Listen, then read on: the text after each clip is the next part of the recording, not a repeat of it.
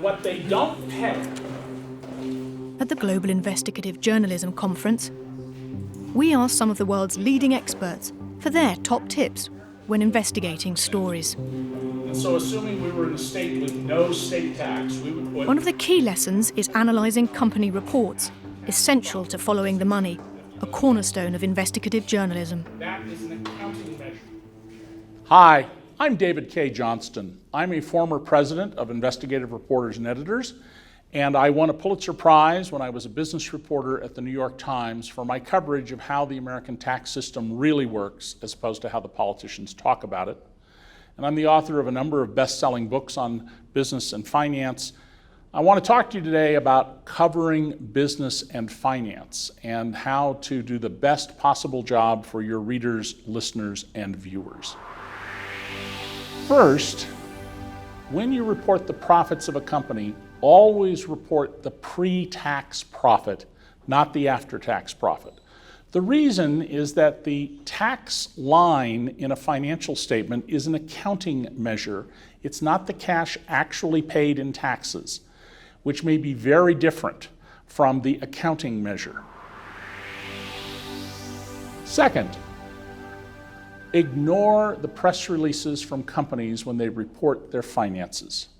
You want to instead report what they officially gave to the shareholders and to the government using generally accepted accounting principles. That's GAAP, generally accepted accounting principles.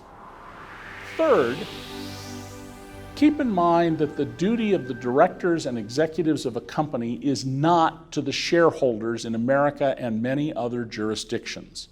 Their duty is to the enterprise, to the company. The company itself is like a helpless baby. It has no mind of its own, has no capacity to do anything, and it must be cared for by the directors and officers. Fourth, one of the best places to find great business stories is in what's called the Index to Exhibits of the 10K form. Now in America, the annual report filed with the government and shareholders is called a 10K, and there's quarterly reports called 10Qs, but many other governments require similar documents.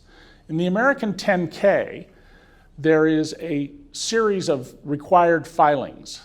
The 10 series in the Index to Exhibits, which is at the very end of the 10K, are contracts. So the CEO's contract, the contract with a member of the board of directors' daughter's company to supply helicopters, those will all be listed there. And sometimes, if you get the actual document, you can learn a lot.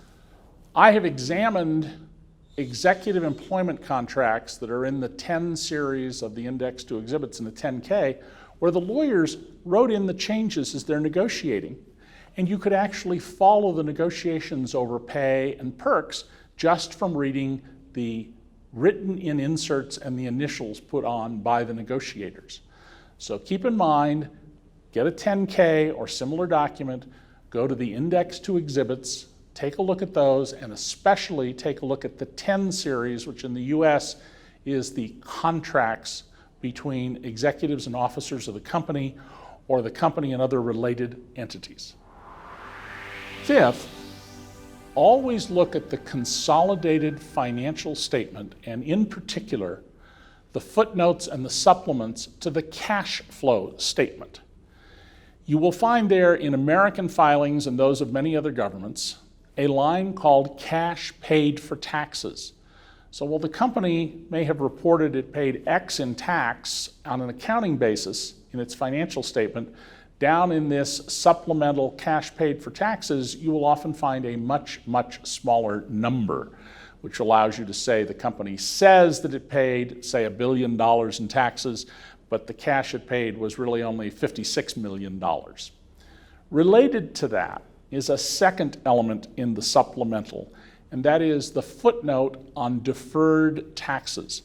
Whatever amount is in the deferred line is essentially a zero interest loan from the government. I mean, just imagine if the taxes withheld from your paycheck, you could hang on to them as a zero interest loan, invest that money, and somewhere in the distant future, maybe when you're my age, you could then pay the taxes with no interest attached and keep all the investment earnings.